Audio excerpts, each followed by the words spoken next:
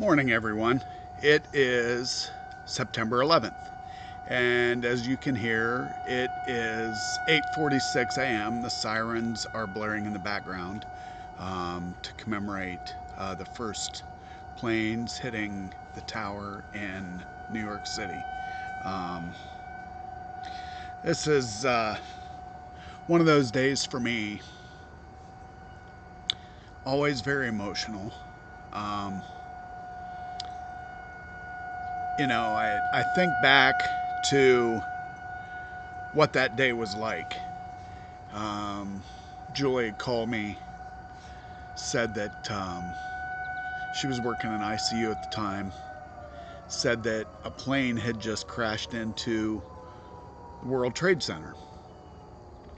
And I said, oh, is the weather bad? That was my assumption, was that, bad weather, small plane, whatever. And she said, no, it is clear as clear can be. And it looked like it was a big plane, a jet. Um, I was like, oh, okay. I said, well, I'll be up in a little bit. And went up to ICU when I got some time and got there just in time to see the second plane hit. And, at that point, obviously, I knew that it was not an accident. Told everyone that the world as we knew it had just changed, and that we were obviously under some kind of attack, and that we probably should expect more, which obviously happened with Pentagon, and then the plane that crashed in the field over in Shanksville, which coincidentally flew right over our heads. Probably under control or being taken control of by the folks on that flight that had decided they were going to die, and they were going to stand up to the hijackers no matter what. And, you know, we know what happened there. Sorry. Like I said, tends to be an emotional day. Um, you know, I look at what we were like on 9/12, and we were a country united. We had been attacked, and, you know, we were a country united. Everybody was united. And, for a while that was great. We invaded Iraq. We declared a war on terrorism, which we should have done.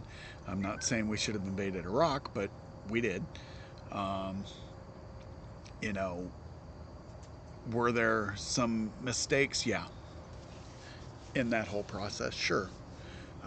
Because it was a knee-jerk reaction to a direct attack on us, the United States of America. And here we are, 23 years later, and we are a country that is so divided, and it is so disheartening to me that, on September 12th of 2001, the country was like this. We were so united, and now we are so far apart. And, you know, we need to get back to being a united country. And, I don't want to bring politics into this, but I'm going to have to, because part of the reason we are divided is politics. There is no bipartisan thinking in this country. Um, you know, like there was on September 12th.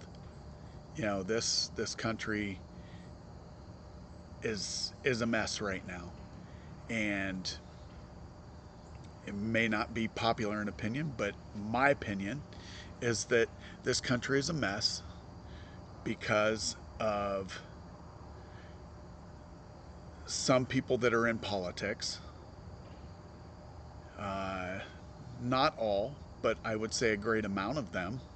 Uh, Everybody here thinks that these politicians, and I'm using the word politicians to lump anybody that is, in politics, whether he is a politician or not, or whether she is a politician or not, or whether he thinks he's a best businessman in the world. Doesn't matter. Y'all know who I'm talking about. He has divided this country, in my opinion, more than anybody has in my lifetime. And I know there are going to be some people here on the comments that'll be like, oh, Barack Obama, he divided the country more. My thought on that is it's because you're a racist and that's why you say that. Kamala Harris, she's dividing the country because she's letting Haitians in and she was the border czar and blah, blah, blah. You know what? None of them incited an insurrection. Every candidate prior to the previous election accepted the fact that they lost. While there may have been some issues, I'm thinking Bush and Gore, ultimately they accepted the fact that they lost. They didn't spout before the election ever even happened about voter fraud. And you got to watch what they're doing, and you got to fight because these people are going to take your country and all that bullshit. And that's exactly what it is. It's bullshit. We, the people here in this country, are the country. Not Donald Trump, not Kamala Harris, not freaking Hillary Clinton, not Bill Clinton. We're the country, not those people that are representing us in Washington, D.C. Not those people running for politics. And you know what? We need to get back to being nice to each other, treating people with respect. Long and short of it, you support Trump, have at it. Support Donald Trump.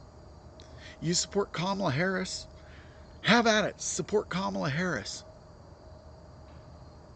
But we need to remember that we are the country, not the career politicians in Washington, D.C.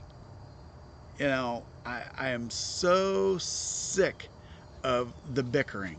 I have friends that are in law enforcement that swear by Donald Trump.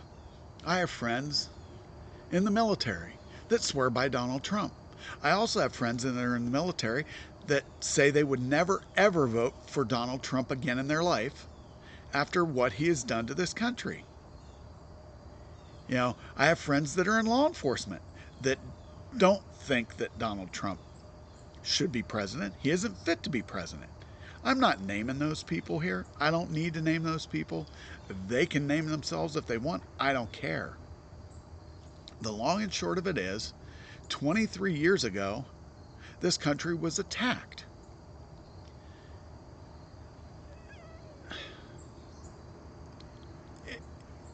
It was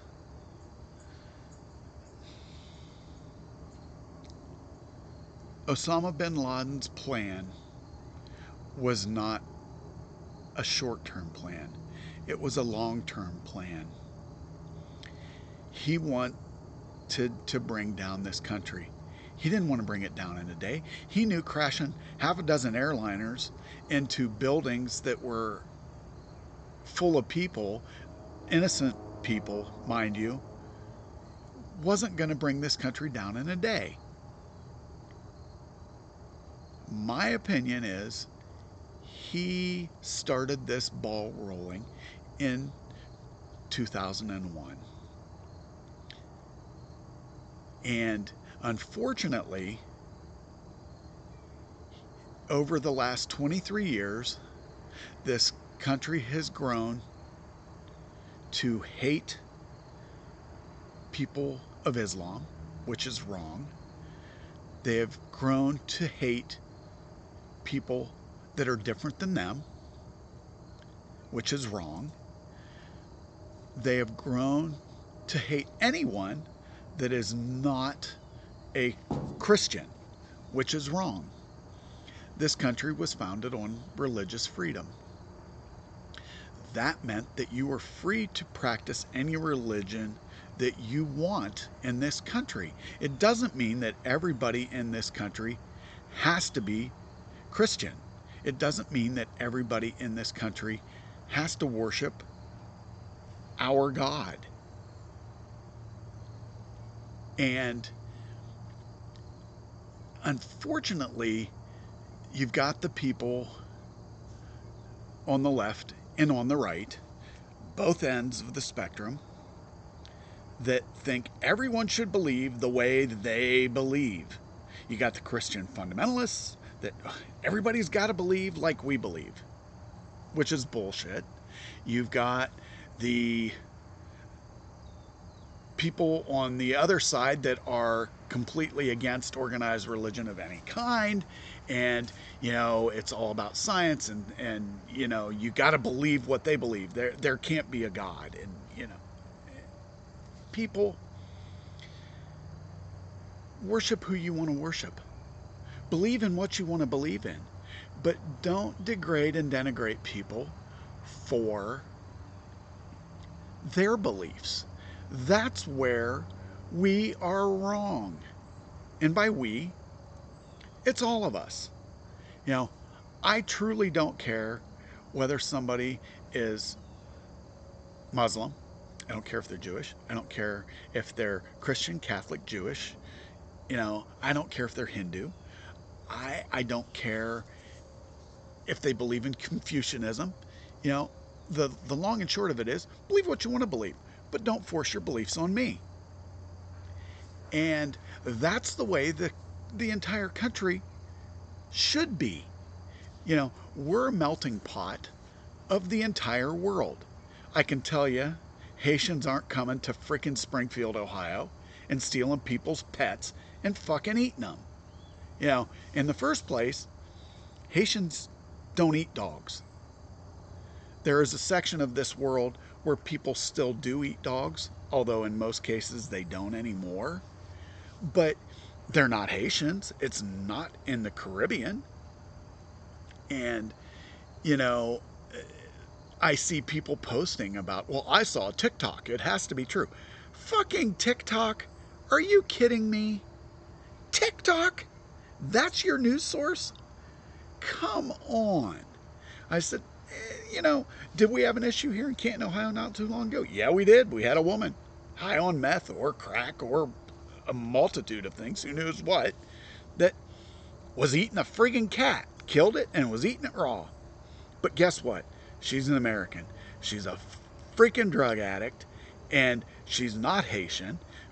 Where all this crap came from, I have no idea. But then you have people out here spreading the disinformation on Facebook, on YouTube. It's like, come on. Are people that gullible? And then I think, yeah, they are. They are truly that gullible. It's like, my God, people, what happened to common sense? It's just out the window. I don't ever want to see a September 11th, 2001 happen again in this country. But I would like to see this country united. And we're not. We are so divided and over a multitude of things, and it's all these things that the people in Washington and the people in the news and the people on social media are forcing down your throat. They drive the division. I know people say that's what I'm doing. Really? No, I'm not. I'm just saying we all need to get along. Here's the deal. You treat me with respect, I'll treat you with respect. Now, if you spout something that I think is gibberish and bullshit, I may call you out on it. And you know what? That's okay. As long as you can be civil about it. I've unfriended a ton of people on Facebook. I've unfriended a ton of people on social media. I only unfriended them when they made their attacks personal.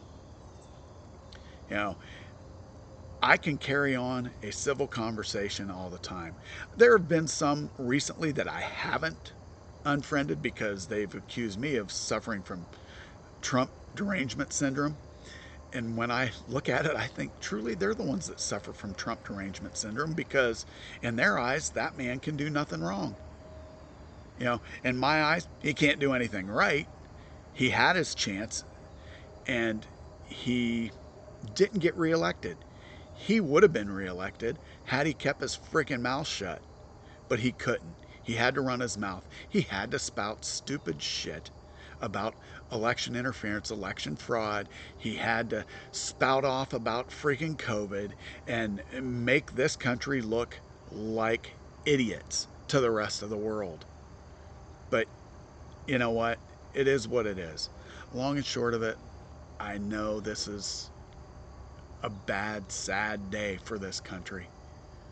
You know, 23 years ago, this world changed. Osama bin Laden was playing the long game.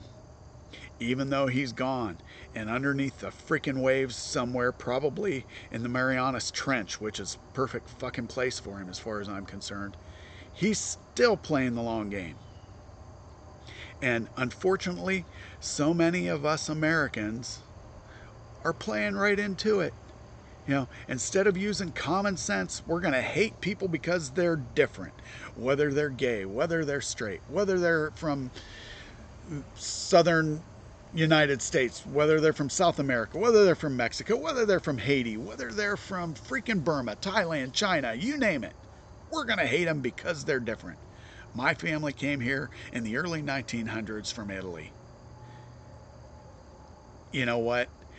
They didn't like the Italians back then when we came to this country. My family came to this country. They didn't like the Italians. You know, it's just ridiculous. People need to just get along and quit worrying about the bullshit that goes on in Washington, D.C. We need people in place that truly have our best interest at heart. Not rabble rousers, not trying to divide the nation even more.